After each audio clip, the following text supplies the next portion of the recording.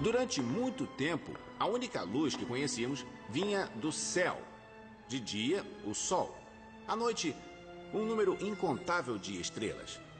E desde o início, nossos ancestrais acreditavam que o sol e as estrelas eram celestiais, de outro mundo.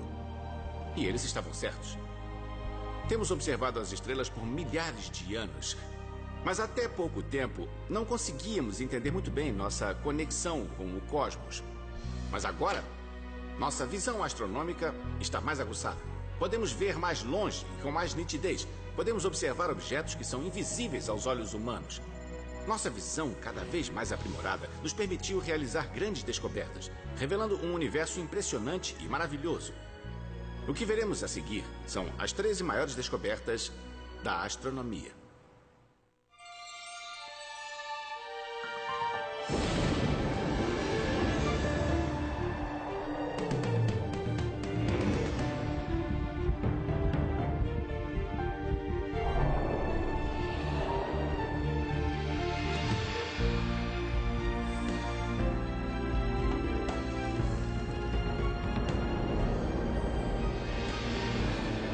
As 100 maiores descobertas da história. Astronomia.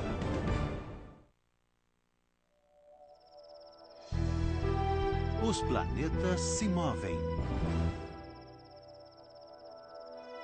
Nossa primeira grande descoberta aconteceu ao longo de séculos, quando os primeiros seres humanos observavam cuidadosamente o céu em lugares como este, nos desertos vazios e sem nuvens do sudoeste americano, no Oriente Médio, na África e na América do Sul. Entre estes antigos astrônomos, os mais importantes foram os mesopotâmicos. Eles consideravam os objetos no céu como deuses e construíam torres gigantescas para poder testemunhar o nascer e o pôr do sol, a lua e as estrelas. Por mais de 1000 anos, eles utilizaram tabuletas de argila para registrar o que viam. Para saber mais, fui visitar o professor de astronomia Owen Gingerich. Este é um exemplo de uma destas tabuletas de argila. Tente ler. Essas pessoas escreviam com letras bem pequenas. Eu fiquei muito surpreso quando uma pessoa entrou no meu escritório, pegou esta peça e começou a ler. E que língua é esta? Eu acho que é babilônio. Centenas destas tabuletas estavam desenterradas. Entre estas centenas de tabuletas estava uma chamada de Vênus de Amizāduqa. Amizāduqa. Bom, na verdade, ele foi um rei babilônio muito antigo, dos séculos 16 ou 17 antes de Cristo. E esta tabuleta registra o movimento do planeta Vênus. É o mais antigo registro que temos do movimento de um planeta. E o que os babilônios faziam com essa informação? Alguém sabe? Bom, era um país em que os rios Tigre e Eufrates podiam ter várias enchentes imprevisíveis. E o firmamento, em contraste, era tão maravilhosamente estável. Então, um tipo de astrologia se desenvolveu para tentar entender a ordem do cosmos, observando o céu e esperando talvez que essas configurações fornecessem algumas pistas sobre o que iria acontecer aos governantes terrestres lá embaixo. Então, eles começaram a registrar presságios, certos acontecimentos ruins, digamos politicamente. Como eram as estrelas no céu? Os planetas estariam na mesma disposição na próxima vez em que algo terrível acontecesse? Depois que os mesopotâmicos realizaram seus primeiros registros, os gregos deram o próximo passo. Alguns astrônomos gregos fizeram uma viagem à Mesopotâmia para descobrir o que estava acontecendo por lá. E parece que eles trouxeram alguns registros sistematizados. Isso acabaria fornecendo a base para elaborar uma teoria matemática sobre o movimento dos planetas. A partir de suas observações, os gregos desenvolveram uma visão do sistema solar que permaneceria pelos próximos 2000 anos. Os planetas se moviam. Sim, mas ao redor da Terra. Nossa próxima grande descoberta faria esta crença cair por terra. Terra se move. Estamos no ano de 1543. Um homem de 70 anos está morrendo. Seu nome? Nicolau Copérnico. Ele era médico e advogado de profissão, mas por quase 40 anos também foi astrônomo amador. Uma prática que o levou a desafiar uma das crenças mais fundamentais e sagradas de seu tempo. Quando jovem, Copérnico estudou o céu e descobriu que o sistema geocêntrico dos gregos falhava ao prever o movimento planetário. Ele começou a se perguntar se a própria Terra não estaria em movimento. Aqui temos o sistema de Copérnico, mas eu ajustei para ser um sistema ptolemaico, porque a pequena lâmpada está na Terra e... em vez do Sol. Em vez do Sol, para podermos ver as linhas de vista enquanto se movem. Então, o que estamos vendo aqui é a sombra de Saturno. Saturno se move lentamente para trás, mas veja Marte. Marte está andando para trás. Está mesmo. Ele é retrógrado. Como vimos pela lâmpada na Terra. É assim que o vemos a partir da Terra. Agora ele vai parar e vai começar a ficar menor. Ele vai desaparecer no céu. Agora ele irá para frente de novo. Mas aqui está a ideia de Copérnico. Agora o Sol está no centro. O Sol está no centro. E de repente, todos os planetas estão se movendo sempre da mesma forma. Eles não param. Copérnico percebeu que os movimentos dos planetas eram melhor explicados se o Sol fosse o centro do sistema solar, com a Terra girando em torno dele como um planeta qualquer. Foi uma percepção revolucionária. Apesar de não haver nenhuma prova de que a Terra se movia, ele escreveu este livro, a base de sua nova teoria. Esta ideia, este livro, mudou o mundo. Sim, porque fez da Terra um planeta e fixou o Sol no centro. Agora, sem essa percepção, não teríamos avançado na física, a física do cosmos. Por acaso, as últimas páginas escritas, estas aqui, no começo do livro, lhe ocorreram no mesmo dia em que ele morreu. Eu acho que ele estava parcialmente paralisado por um derrame. E provavelmente ele aguentou até ter certeza de que ficassem prontas. As órbitas planetárias são elípticas.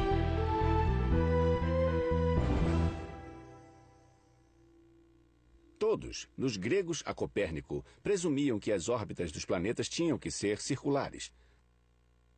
Mas em 1571, o matemático alemão Johannes Kepler derrotou esta suposição com nossa próxima grande descoberta. Desprovido de instrumentos, Kepler improvisou formas de calcular a órbita circular de Marte. O trabalho era tedioso. Kepler escreveu que quase foi levado à loucura, calculando e refletindo sobre o assunto. Seus cálculos começaram a revelar que o conceito dos planetas se moverem em círculos simplesmente não funcionava. Então ele teve uma nova ideia. Kepler percebeu que o Sol devia estar conduzindo os planetas de uma forma que ele ainda não compreendia inteiramente. E para obter uma descrição coerente, ele descobriu que a trajetória seria uma elipse e não um círculo. Com este insight revolucionário, Kepler inventou o primeiro método de prever com precisão o movimento dos planetas e das estrelas através do firmamento. Quando suas tabelas previram que o planeta Mercúrio passaria em frente ao Sol, e nenhuma outra tabela chegou nem perto, foi uma prova dramática da precisão de sua astronomia. Ela ligava os movimentos dos planetas solidamente ao Sol. Este foi um ponto muito importante que ajudou a enfatizar a ideia de que o sistema heliocêntrico de Copérnico realmente possuía uma importância física.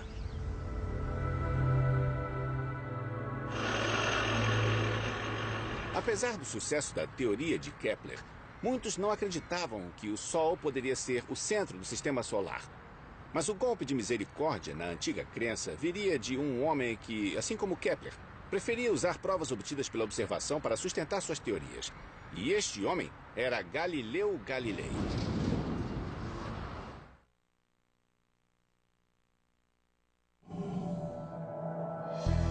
Júpiter tem luas. Conheça Galileu Galilei. Um homem determinado a buscar a verdade sem se importar com os obstáculos. E no caso da nossa próxima grande descoberta, sua determinação o levou a revolucionar nosso conhecimento sobre o Sistema Solar. No ano de 1609, Galileu ficou fascinado por uma nova invenção chamada telescópio. Na verdade, era um brinquedo de carnaval. Quando Galileu ouviu falar dele, ele começou a construir um. Ele aperfeiçoou o brinquedo, transformou-o em um instrumento científico.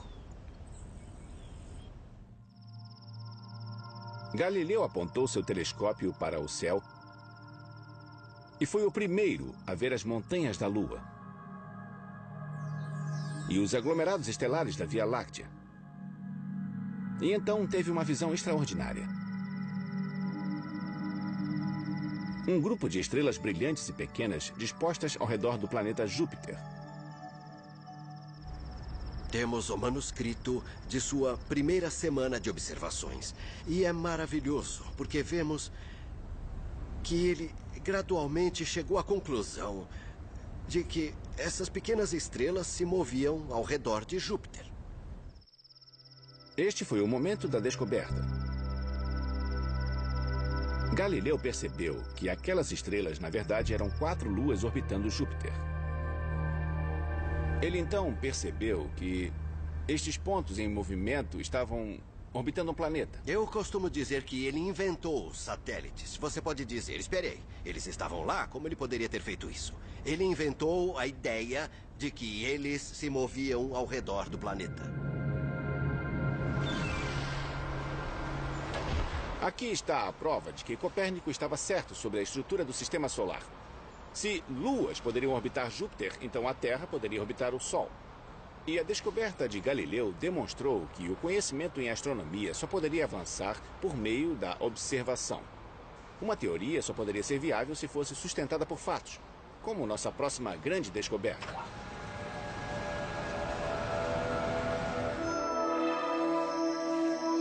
O cometa Halley.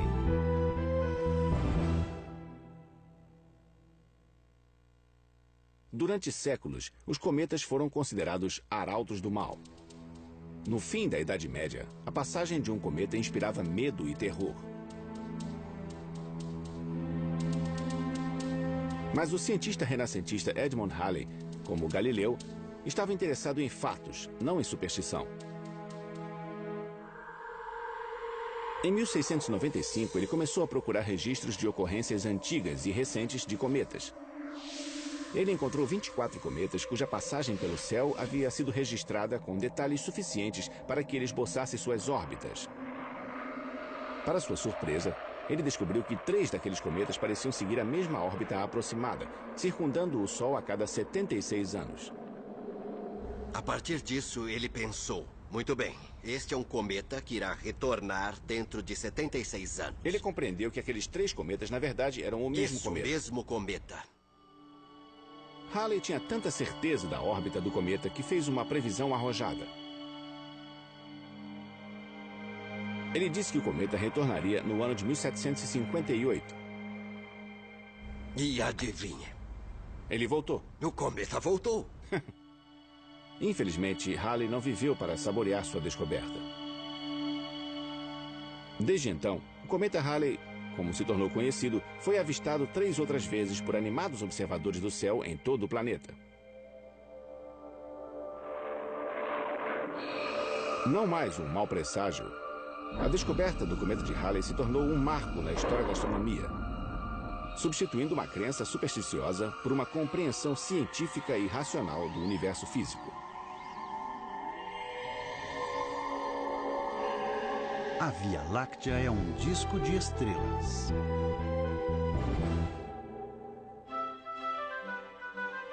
No século XVIII, William Herschel foi um músico clássico cujo amor pela astronomia fez com que desistisse da música e voltasse sua atenção para o firmamento, preparando o terreno para a nossa próxima grande descoberta.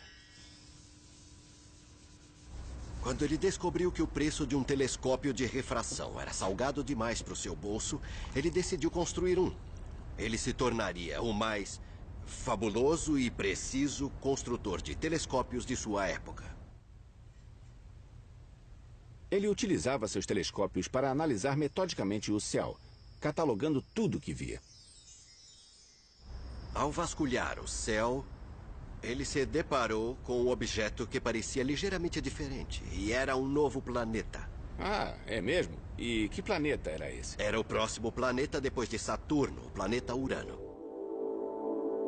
Urano foi o primeiro planeta a ser identificado em mais de 3.500 anos. Mas encontrar um novo planeta não era nada, se comparado ao objetivo mais ambicioso de Herschel.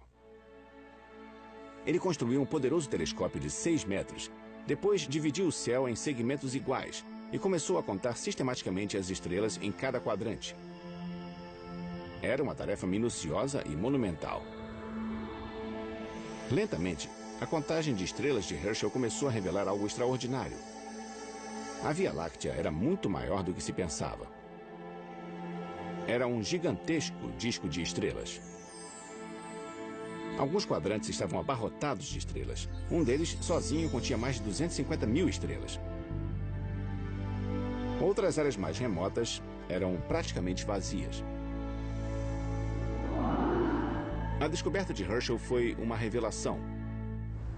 Este é um modelo razoável da Via Láctea como a conhecemos agora. Mas Herschel só observou uma área deste tamanho, não é? O que Herschel observou era uma área minúscula, talvez deste tamanho. Então era uma parte bem pequena de toda a Via Láctea. Mas mesmo aquela pequena parte modificou o estudo da astronomia. A descoberta de Herschel revelou que nosso sistema solar era apenas uma ilha em um imenso universo em expansão.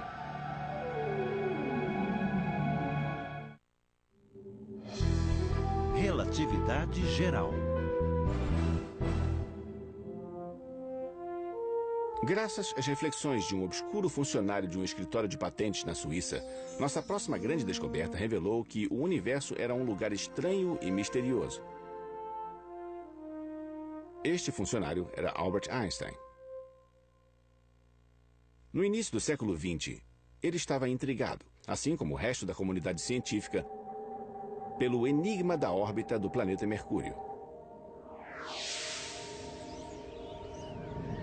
Apesar de as leis da gravidade de Newton descreverem com precisão o movimento dos planetas, estas leis falhavam na hora de prever corretamente a órbita de Mercúrio. O enigma estava relacionado ao periélio de Mercúrio, o ponto de sua órbita mais próximo do Sol. A cada século, o periélio de Mercúrio avançava ligeiramente, uma mudança que as equações de Newton não poderiam considerar.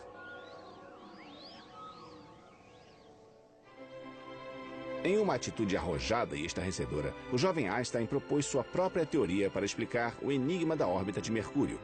E durante o processo desenvolveu uma teoria que refinaria as leis da gravidade de Newton.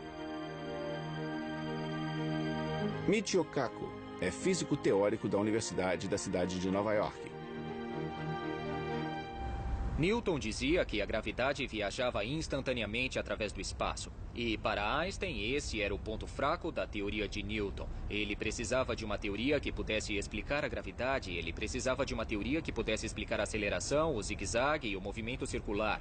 Devia haver ondas de gravidade, e a gravidade leva tempo para realizar sua mágica. Para se propagar. Para se propagar. Então, se o Sol desaparecesse, levaria 8 minutos para que nos dessemos conta desse fato, até mesmo a gravidade viaja à velocidade da luz. Einstein precisava de um novo conceito que explicasse isso, e esse conceito era a curvatura do espaço. O próprio espaço era curvo, e é por isso que os objetos se movem. Einstein acreditava que seu conceito do espaço curvo era responsável pela alteração da órbita de Mercúrio. Einstein chamou esta ideia de teoria da relatividade geral. Imagine uma cama elástica e coloque uma bola de boliche no meio da cama elástica. A bola afunda na cama elástica. Agora atire uma bola de gude ao redor da cama elástica. A bola de gude irá orbitar ao redor da bola de boliche. A distância, olhando para baixo, Newton diria que existe uma força instantânea invisível atraindo a bola de gude para a bola de boliche. Mas Einstein diria que não há força. Não há atração. Há somente a cama elástica. E por que a bola de gude estaria orbitando ao redor da bola de boliche? Porque a cama elástica está atraindo a bolinha. Então, por que estou sentado nessa cadeira? Não é porque a gravidade me prende ao chão, mas porque o espaço me empurra em direção ao planeta Terra. A ideia de que o próprio espaço se distorcia em decorrência da massa era estranha demais e muitos não a aceitaram. Então, um eclipse solar deu aos cientistas a oportunidade perfeita de colocar à prova a teoria de Einstein. Fotografias foram tiradas das estrelas antes do eclipse e depois dele. Estas fotos foram então comparadas com as imagens tiradas durante o eclipse. Elas mostram que a posição das estrelas na foto do eclipse voltava-se ligeiramente para dentro, curvando-se quando a luz das estrelas passava pelo campo gravitacional do Sol. A teoria da relatividade geral de Einstein estava certa. Sua nova grande descoberta abalou o mundo. A relatividade geral emociona qualquer pessoa que já tenha analisado essas equações. Essas equações eram bem maiores, mas respondiam a questões eternas que nos intrigaram desde a primeira vez em que olhamos para o céu noturno e nos fizemos a pergunta: o que tudo isso significa? O universo está se expandindo. A relatividade geral demonstrou que o espaço era mais misterioso do que qualquer um poderia imaginar. Qualquer um, menos Einstein, é claro. Para obter uma compreensão mais nítida deste extraordinário universo, os astrônomos precisavam de mais dados coletados por observação. E isso exigia telescópios maiores e mais potentes, como o que levou à nossa próxima grande descoberta.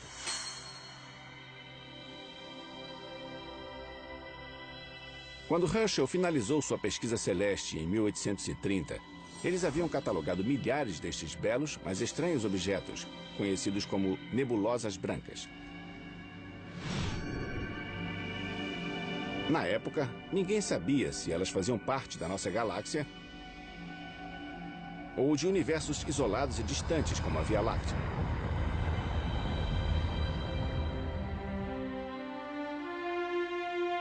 Em 1924, o astrônomo Edwin Hubble estava estudando as estrelas em várias destas nebulosas, utilizando um telescópio refletor de 100 polegadas no Observatório Monte Wilson, na Califórnia.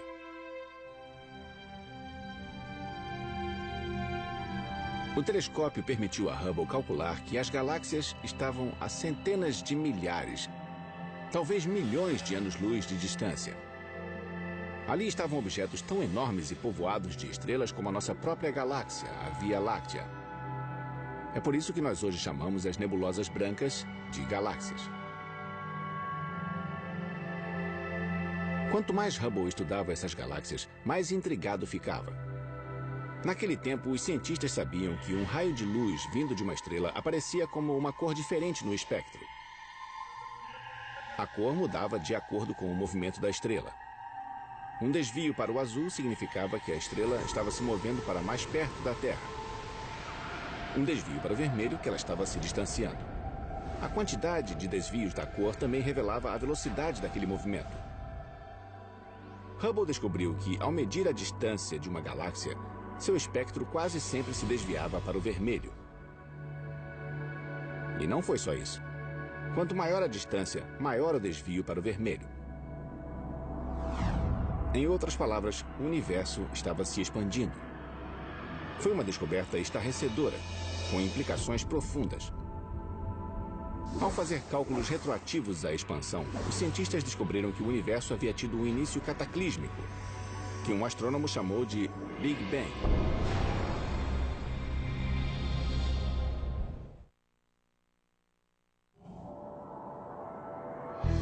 A Via Láctea emite ondas de rádio.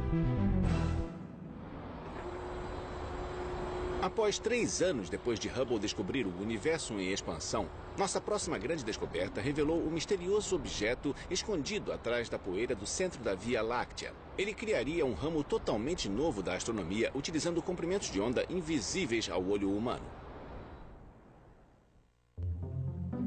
Em 1930, o físico Carl Jansky tinha apenas 25 anos e trabalhava para os laboratórios Bell em Holmdel, Nova Jersey. O trabalho de Jansky era identificar os tipos de interferência que ocorriam em comprimentos de onda de 15 metros, então utilizados em comunicações náuticas e transatlânticas. Depois de passar mais de 1 ano registrando dados, Jansky percebeu que havia 3 formas de estática nesta frequência. A primeira era nitidamente produzida pela ionosfera da Terra. A segunda era provocada por tempestades locais. E o terceiro sinal era misterioso, contínuo. No início, ele pensou que parecia vir do Sol. A cada manhã, este sinal lentamente se elevava com o Sol. Durante o dia, ele girava pelo céu e então diminuía juntamente com o Sol. Mas com o passar do tempo, Jansky descobriu que o misterioso sinal de rádio lentamente se afastava do Sol, como se viesse de algum ponto fora do sistema solar. Finalmente, Jansky identificou sua localização em algum lugar na região da constelação de Sagitário. Ele acreditava que havia descoberto um desconhecido objeto interestelar no centro da galáxia. E ele tinha razão. Mais tarde, astrônomos confirmaram que Jansky havia descoberto um gigantesco buraco negro, com massa equivalente a 3 milhões de sóis. Talvez ainda mais significativo seja o fato de que ele foi o primeiro a observar o universo utilizando a radioastronomia, uma forma inteiramente nova de estudar o céu. Foi uma descoberta fundamental. Jansky havia provado que o céu não cintilava apenas com o brilho suave das estrelas. Estranhos objetos se ocultavam em algum lugar a muitos anos-luz de distância, que irradiavam mais energia que galáxias inteiras, como quasares e pulsares, estrelas mortas que giravam furiosamente, com massas tão densas que uma única colher de chá poderia pesar milhões de toneladas. Antes que os astrônomos sequer começassem a entender a vida e a morte das estrelas, novos telescópios teriam que ser construídos para poder observar o céu em diferentes comprimentos de onda. Mas antes que isso pudesse ocorrer, a radioastronomia produziu outra grande descoberta. Apesar de profetizada, ela foi tão inesperada para seus descobridores como as de Jansky. E mais uma vez, aconteceu nos laboratórios em Holmdel, Nova Jersey. Radiação cósmica de fundo. Em 1964, os laboratórios Bell dispunham de uma antena de micro-ondas de 6 metros que não era utilizada. Em vez de destruí-la, o laboratório decidiu permitir que os astrônomos a utilizassem para pesquisa. 2 físicos, Arnold Penzias, de 31 anos, e Robert Wilson, de 28 anos, decidiram utilizar a antena para medir a temperatura do halo de gás que envolvia a Via Láctea. O que aconteceu a seguir foi uma das mais extraordinárias descobertas da astronomia moderna. Oi, Bill. Olá, Dr. Wilson. Eu fui aos laboratórios Bell para ouvir a história em primeira mão do próprio Robert Wilson. Nós dois, Arnold Penzias e eu, viemos trabalhar aqui depois de nos formarmos. Viemos medir a radiação proveniente da Via Láctea. E é aí que entra esta antena, porque poderíamos desprezar a radiação que vinha da Terra. E o que restasse é o que estava vindo do céu. Só captávamos cerca de 2 graus da atmosfera da Terra. Talvez pegássemos 1 grau das paredes desta coisa, mas quando a ligamos pela primeira vez, era mais do que o dobro disso, estava em 7 graus. E isso não estava certo. Alguma coisa da Terra devia interferir em nossa instrumentação. Estávamos no alto de uma colina sobre a cidade de Nova York. Tínhamos um instrumento ideal para checar a área. Então, simplesmente a apontamos para o horizonte, varremos o horizonte e, veja só, não havia nada demais. Havia um casal de pombos que vivia aqui e é claro que estava coberto de várias fezes de pombos. Então pensamos nós, talvez as fezes dos pombos estejam fazendo mais do que imaginávamos. Arno e eu então decidimos limpar todas as fezes. E nos livramos dos pombos. Como assim? Como se livraram dos pombos? Utilizamos o correio e os mandamos para o local mais distante possível, que era Whippany, em Nova Jersey. Para um criador de pombos que disse, esses pombos não prestam, e o soltou. Alguns dias mais tarde, eles voltaram. 65 quilômetros e eles voltaram. Então, nosso técnico trouxe uma arma e... E isso deu certo, não é? Eu não estava aqui, eu não vi, mas também não resolveu o nosso problema. Ainda tínhamos 3, 4 graus a mais. Começamos a ficar perplexos, porque... Sabe, nós acreditamos na física. Estava vindo de algum lugar. Podíamos calcular o que a antena estava fazendo se não fosse este barulho excessivo. Quando Penzias e Wilson detectaram a estática de rádio, havia duas teorias rivais sobre a origem do universo. Havia a teoria do Big Bang, sustentada pelo universo em expansão de Hubble, e havia a teoria do estado estacionário, que defendia um universo atemporal, sem começo nem fim, expandindo-se eternamente. Quando um amigo soube o que Penzias e Wilson haviam descoberto, ele sugeriu que procurassem alguns cosmologistas da Universidade de Princeton, que defendiam a teoria do Big Bang. Eles acreditavam que uma grande explosão havia deixado uma débil fosforescência térmica no universo, traços do calor da própria explosão detectável em todo o firmamento. E eles estavam prestes a conduzir pesquisas para tentar medir esta fosforescência. Nós os convidamos para cá. Eles vieram e analisaram o que havíamos feito e imediatamente concordaram que havíamos medido o que eles estavam se preparando para fazer. E o que esta descoberta significa? Bom, significa que vivemos no universo do Big Bang e que estamos vendo a radiação emitida 300 mil anos após a grande explosão. Em muitos casos, quando há uma mudança de paradigma na ciência, leva uma geração para as pessoas aceitarem. Mas neste caso, acho que o mundo estava pronto para ela. A humanidade sempre se perguntou sobre a sua origem. Existem histórias religiosas em todas as civilizações já encontradas, e acho que temos a resposta definitiva. Nós viemos de uma grande explosão.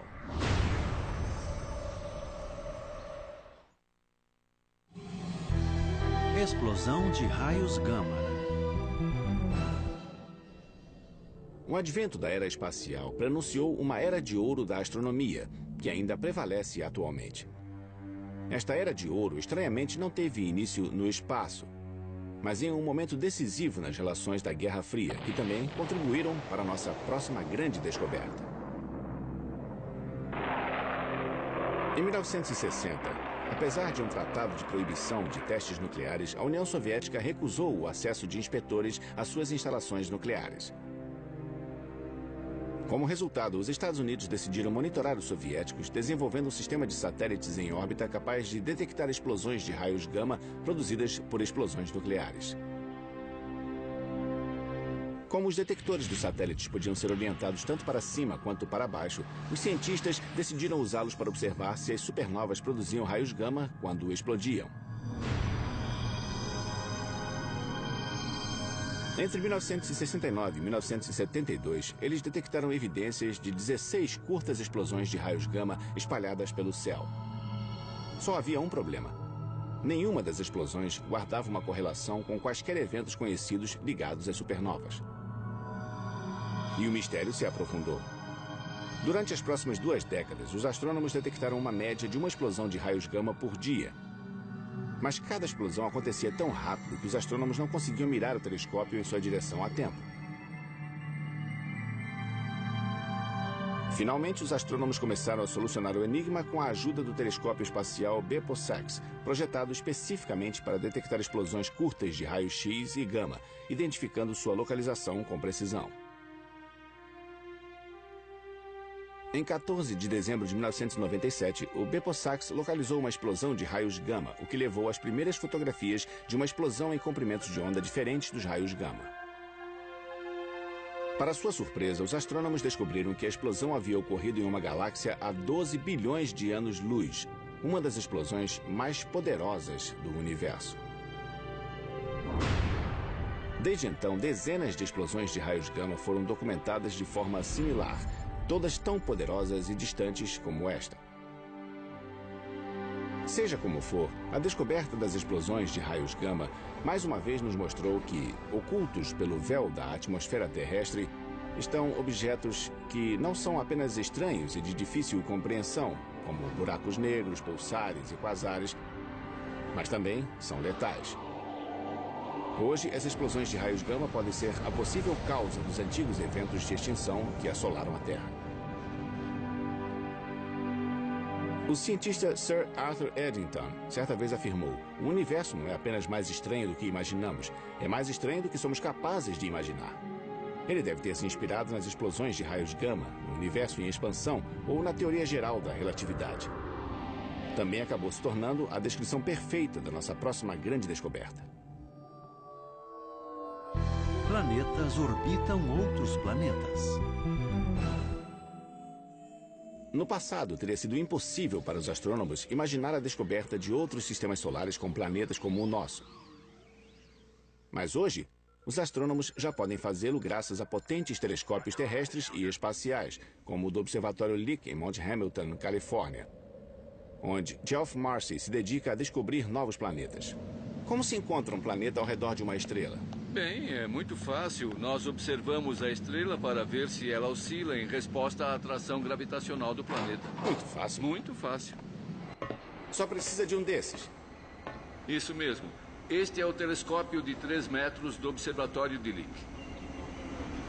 Por definição, planetas não produzem sua própria energia, eles brilham pela luz refletida. Mas eles têm 1/1000º do brilho de sua estrela, então não dá para vê-los mesmo com Hubble. Precisamos de um truque, e aí usamos este telescópio. Um truque? O efeito Doppler é o nosso truque. Nós medimos a oscilação da estrela, modificando as ondas de luz que vêm da estrela enquanto ela oscila. A busca por sistemas planetários extraterrestres ganhou força no início dos anos de 1990, quando um astrônomo polonês fez uma surpreendente descoberta. Há uma descoberta maravilhosa de Alex Volchan. É um sistema de 3 planetas orbitando um pulsar, e a forma como ele descobriu isso é emocionante. Ele observou os pulsos vindos do pulsar, e a chegada desses pulsos se modificava quando o pulsar se aproximava ou se afastava de nós. São estrelas ocultas. Pulsares emitem raios-X, ultravioleta e raios gama. Eles são os produtos finais bizarros da explosão de uma supernova. E apesar deste ambiente bizarro, lá estavam planetas do tamanho da Terra ao seu redor. Se havia planetas desse tamanho ao redor de pulsares, pode apostar que haveria planetas do tamanho da Terra ao redor de estrelas. Há planetas do tamanho da Terra ao redor de pulsares? Do tamanho da Terra e até da Lua, entre os 3 planetas. Ele detectou esses? Ele os detectou pela oscilação do pulsar. É a coisa mais sensacional É do mundo. inacreditável. Desde a descoberta de Volchan, Marcy e outros astrônomos descobriram mais de 130 planetas extrasolares. Nós pensávamos que nunca encontraríamos sequer um planeta, e havíamos encontrado o único sistema planetário triplo e quádruplo com este telescópio. Nossa, então eles também são planetas grandes, não é? Estes planetas são do tamanho de Júpiter, Saturno, e o menor é como Netuno. É, um pequeno Netuno. Foi realmente emocionante. Encontramos planetas do tamanho de Júpiter, mas mesmo estes eram pouco maiores que a Terra. Enquanto planetas do tamanho da Terra ainda não forem encontrados, a busca continua. Como você escolhe uma estrela para observar? Nós tentamos escolher estrelas mais ou menos parecidas com o nosso Sol, algumas com mais massa, outras com menos, mas já adultas ou mais velhas, porque já assentadas. Para que um planeta do tamanho da Terra seja habitável, a temperatura tem de ser adequada, nem tão fria a ponto da água ficar presa no gelo, nem tão quente, o que transformaria a água em vapor. Mas num planeta com a distância perfeita de sua estrela, para que a temperatura seja ideal para manter a água líquida durante bilhões de anos, é só deixar a evolução darwiniana fazer o serviço. Parece caixinhos dourados e seu mingau. Isso mesmo, não pode ser tão quente nem tão frio. Nós adoraríamos encontrar um assim. Um planeta como a Terra que pareça azulado, o que nos diz que há água em sua superfície, com uma análise espectroscópica da atmosfera que nos diga que há oxigênio, dióxido de carbono, nitrogênio e talvez metano. Não se pode ter uma atmosfera com oxigênio e metano, a menos que haja vida produzindo oxigênio por fotossíntese e o metano por pântanos e bovinos que produzam este gás. Então, se encontrarmos oxigênio e metano, encontraremos vida. É mesmo? Será tão simples assim? Há céticos, e eu sou um deles, mas procuramos os melhores sinais e identificadores. E uma atmosfera como a da Terra, com oxigênio, metano, nitrogênio, dióxido de carbono, não pode haver nada melhor para indicar vida. Suponha que você tenha um telescópio, um dispositivo sensível o suficiente para encontrar um planeta como a Terra.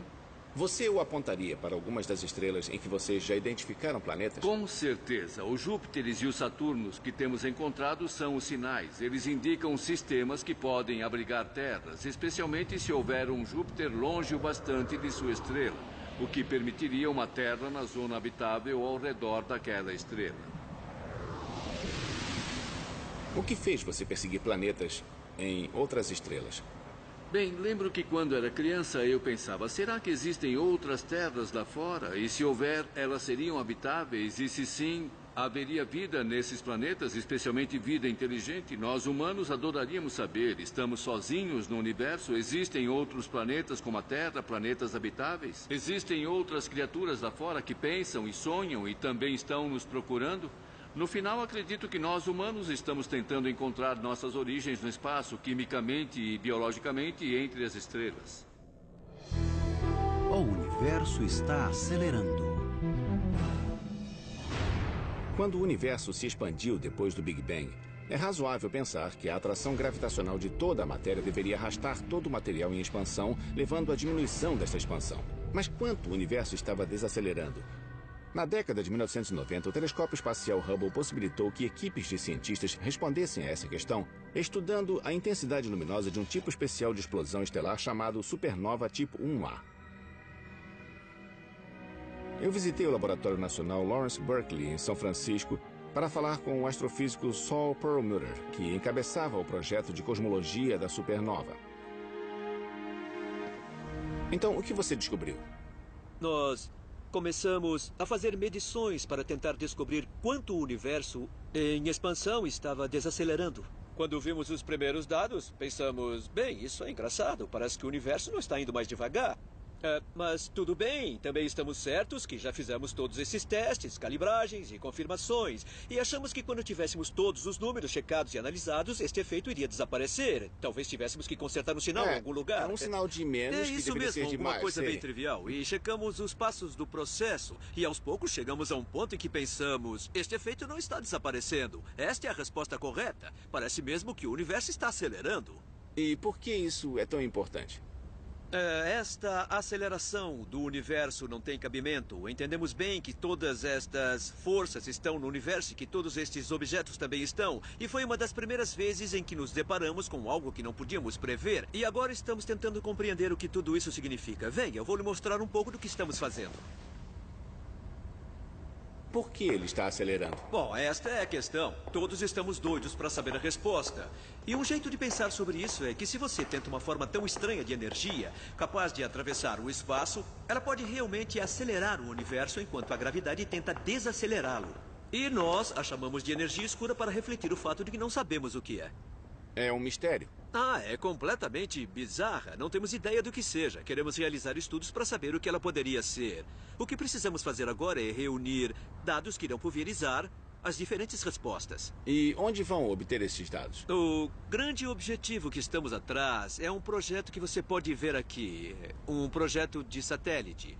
O projeto que temos aqui foi chamado de SNAP, sigla em inglês para Sonda de Aceleração das Supernovas. Será um novo telescópio espacial com um campo de visão muito grande. Então, em vez de olhar o universo por um buraco de fechadura, vamos olhar para ele por uma bela janela. Agora eu vou mostrar no que estamos trabalhando. Achamos que isso pode nos ajudar a descobrir por que o universo está acelerando e o que a energia escura realmente é. Aqui temos o SNAP, que esperamos poder lançar num futuro não muito distante. Ele será posicionado em um local além da Lua. Deste ponto vantajoso, é possível medir o histórico da expansão com tantos detalhes que poderemos realmente ver as pequenas mudanças que ocorrem da desaceleração para a aceleração. Veja bem, quando o universo era bem denso e coeso, a gravidade era mais importante e desacelerava a expansão. Ao continuar expandindo, mesmo cada vez mais devagar, isso mudou. A gravidade se tornou menos importante que a energia escura, que então assumiu e começou a acelerar a expansão. Então, queremos descobrir exatamente como esta mudança ocorreu. E isso irá nos dizer quais possíveis teorias diferentes estariam certas para explicar a energia escura. Sempre expandindo. Mas isso aí. lentamente estão acelerando. Exatamente. E é onde estamos agora. Então, a questão é... ele desacelera e algo estimula. Ou ele desacelera, sofre uma oscilação e então decola. Entende como essa transição funciona?